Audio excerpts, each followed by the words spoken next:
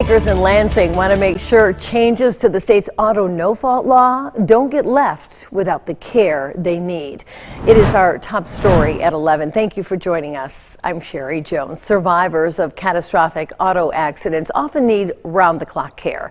And for many families, they're overwhelmed not only with the task of being a caregiver, but the costs that go along with it. Now, legislators are taking action to get victims and their families the help they need. Sherry, I talked with Maureen Howell, who knows all too well the challenges families face when it comes to caring for an injured loved one. She's been doing it for the past 17 years. In 2005, Howell's son, Sam, was on his way home from school when an accident happened that changed their lives forever. Reached for his phone on the floor, became airborne, and slammed into a tree. The car flipped against the tree and crushed his skull against the window well, broke his neck in 3 places. Hal says it's been a long journey. At one point in the last nearly 2 decades of caring for her son, his health insurance company refused to pay for his acute rehab.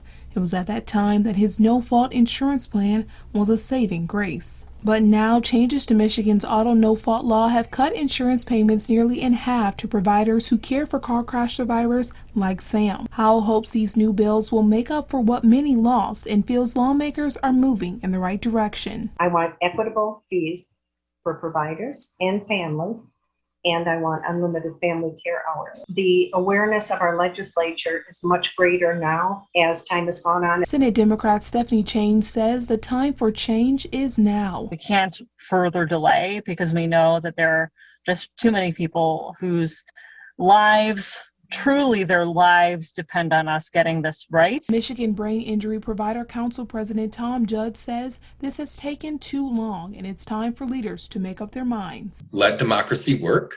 Let our elected officials make a decision whether they want to pick a side between the profits of insurance companies or whether they want to pick the side of people who are suffering and in need of the care that they paid premiums for, were promised, and deserve. All 3 of the bills have been referred to the State Senate Committee of Insurance and Bank. Sherry, back to you. Shamir.